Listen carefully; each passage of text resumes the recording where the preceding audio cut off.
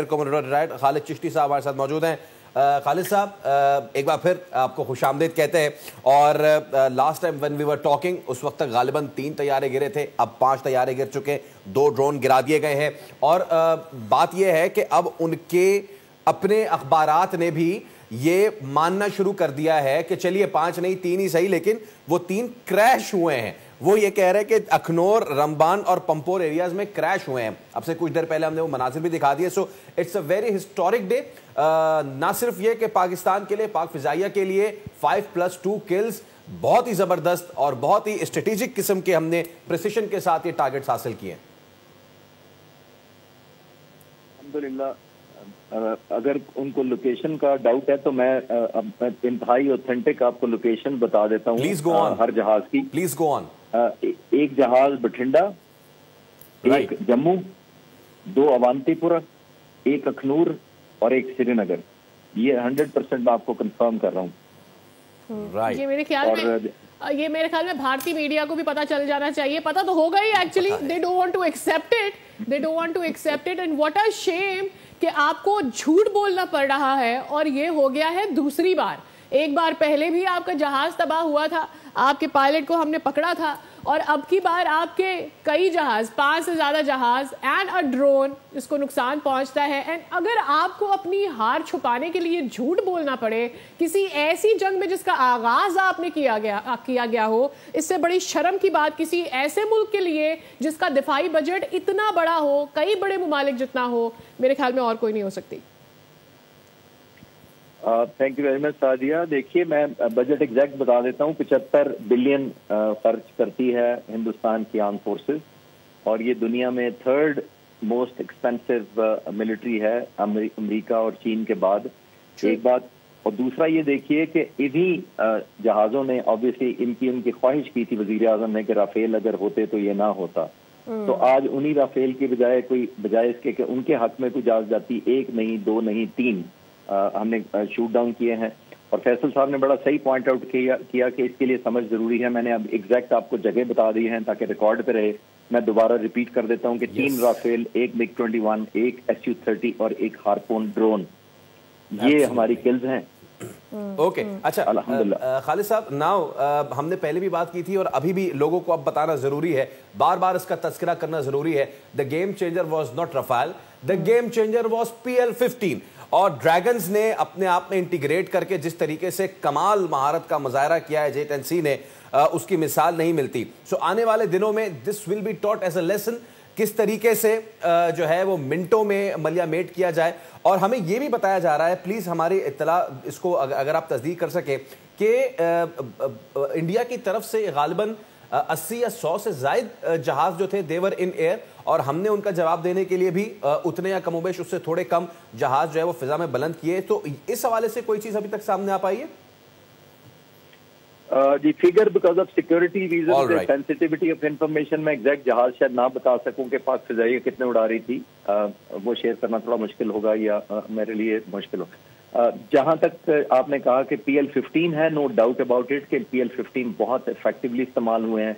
और ये मैं कई दिनों से आपके चैनल पे भी और बहुत सारे बाकी साथी चैनल्स को भी मैं ये कह रहा था कि ये PL-15 मैं देख कर आया हूँ, मैं इनकी कैपेबिलिटी सुन कर आया हूँ नौजवान बच्चों से जो आपकी उम्र के हैं। वो मुझे उसकी कैपेबिलिटीज बताते थे, तो मैं लिटरल सेंस में फैसल साहब रश करता था कि यार ये इतने यंग बच्चे 20-20, 22-22, 25-25 साल के, 30-30 साल के इतना लीथल जहाज उड़ा रहे हैं।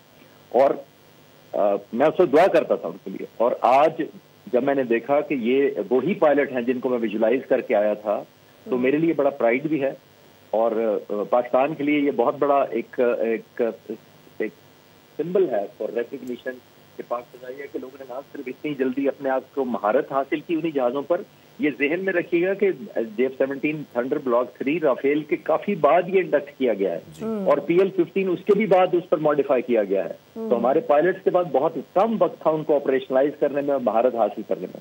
और J-17 जेट-10C भी राफेल के बाद आया है।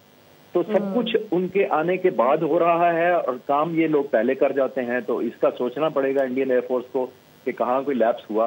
اور یہ وہ جہاز بائی دا وے ذہن میں رکھیے گا کہ انہوں نے جیسے DGISPR نے کہا کہ اسٹینڈ آف ویپنز انہوں نے مارے. اسٹینڈ آف کا مطلب ہے کہ وہ جہاز ہم سے پہلے ہی بہت دور ہیں, ہمارے قریب نہیں آئے جس کو ہم نے انگیج کر کے مار لیا, وہ پہلے ہی اتنی دور ہے جہاں سے انہوں نے مڑ جانا ہے. پھر بھی پاک فضائیہ کے جہازوں نے ان کا پیچھا کر کے ان کو نہیں چھوڑا اور میک شور کیا کہ وہ خیریت سے لینڈ نہ کر پائے. اور جو آپ نے بات کی کہ جس طرح سے مودی کی جانب سے کہا گیا کہ اگر ہمارے پاس رافیل ہوتے تو یہ نہ ہوتا, میرے خیال میں بھارت کو سوچنا چاہیے کہ اگر ان کے پاس مودی نہ ہوتے تو شاید یہ نہ ہوتا, اگر ان کی جانب سے ریڈیکل سوچ نہ پھیلائی جاتی تو آج یہ نہ ہوتا. میں آپ نے زیادہ ہی فوکس کر دیا ہے, آپ نے آئیڈینٹیفائی کر دیا سورس آف ٹربل, تو میرا خیال ہے سمپل تو شاید یہی ہے, لیکن اب وہ ریئلائزیشن ہوگی کہ کون سا فیکٹر ان کی طرف ہے جو ان کے حق میں نہیں جا رہا, جس کی وجہ سے پہلے ابھی لندن والا واقعہ ہو گیا. اس کی تو جسٹیفکیشن ہندوستان نے یہ دے دی کہ جی وہ ہمارا 60 سال پرانا جہاز تھا MiG-21. پہلے تو میں حیران ہوں گا ان کی ججمنٹ پہ کہ لڑائی ہو رہی ہے F-16 F-17 تھنڈر کے مقابلے میں, اور بھیج رہے ہیں آپ 60-70 سال پرانی ٹیکنالوجی بھیج رہے ہیں کمبیٹ کے لیے. ایک بات, ابھی جب رافیل آ گئے اور ان کی دلی خواہش پوری ہوئی کہ ہمیں رافیل مل جاتے تو پتہ نہیں کیا ہوتا. اب 1 نہیں 2 نہیں 3 گروا لیے اپنے اسٹیٹ آف دی آرٹ جہاز ہیں, اور ظاہر ہے وہ 300 بلین کا جہاز ہے اگر, تو وہ قوم کیا سوچے گی اور کس سے حساب مانگے کہ یہ کس نے سب کچھ کرایا ہے ان ملک کے. اور رافیل کا میرے خیال میں اب راہ تو نکل گیا ہے, صرف فیل رہ گیا ہے, راہ نکل گیا اور فیل رہ گیا. نا خالد صاحب, the thing is کہ دونوں جو ہے ان کو obviously دونوں اٹیکس کا کوئی کمپیریزن نہیں ہے, بٹ آپ ایک طرف دیکھیں اور پاکستان آنے والے دنوں میں یہ دنیا کو بتائے گا کہ ایک طرف چھوٹے بچوں کو مارا گیا ہے اور دوسری طرف ہم نے UN چارٹر کو فالو کرتے ہوئے آرمی انسٹالیشنز, ایئر انسٹالیشنز کو نشانہ بنایا ہے. ہم نے ایئر فورس کی بہت بات کی ہے, but you know as a soldier یہ بھی بتانا بہت ضروری ہے کہ آپ نے چیک پوسٹیں بھی اڑائی ہیں, اور وہ چیک پوسٹیں ان میں سے کئی تو خالی تھیں, یعنی ڈر کے بھاگ گئے تھے, پھر ان پہ آپ نے سفید جھنڈا بھی لہروا دیا. And then another big victory, and that was that infantry brigade headquarter near LOC. This is a very huge thing, کیونکہ وہ ایک نروس سسٹم کی طرح کام کرتا ہے, غالباً اس کے نیچے 3 بٹالینز ہوتی ہیں, and it was an infantry brigade as well. تو یہ بھی ایک بہت بڑی فتح ہے پاکستان کے لیے.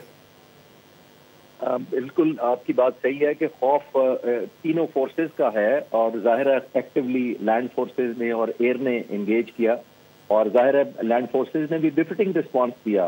اور خاص طور پہ ہم یہ نہ بھولیں کہ انہوں نے بہت صرف ملٹری ٹارگیٹس کو اوائڈ کیا بلکہ سویلین کیجویلٹیز کی, اور پانی کے ہمارے ریزروائر کو ہٹ کرنے کی کوشش کی مینجمنٹ کو. پانی, یہ یاد رکھیے کہ پانی ہماری نہ صرف پریزنٹ لائف ہے, ہماری فیوچر بھی لائف ہے, ہماری کراپس اس پہ ڈیپینڈنٹ ہے, ہماری اکانومی اس پہ ڈیپینڈنٹ ہے. اور پانی تو ایسے ہی ہے کہ میں کسی شخص کا گلا دباؤں اور کہوں کہ تم مجھے ہاتھوں سے مارنا مت, میں مجھے گلا دبانے دو, تو یہ تو پاسبل نہیں ہے. ابھی تو صرف یہ چھوٹا سا ہائیڈرنٹ کیا تو یہ سبق سکھایا, اور ابھی وہ کہہ رہے تھے ہم اپنی طرف کا پانی سارا بند کر دیں گے تو پاک فضائیہ انشاءاللہ کیا کچھ کرے گی. بالکل ٹھیک کہہ رہے ہیں آپ. سبسکرائب کریں اور بیل دبائیں تاکہ کوئی خبر رہ نہ جائے.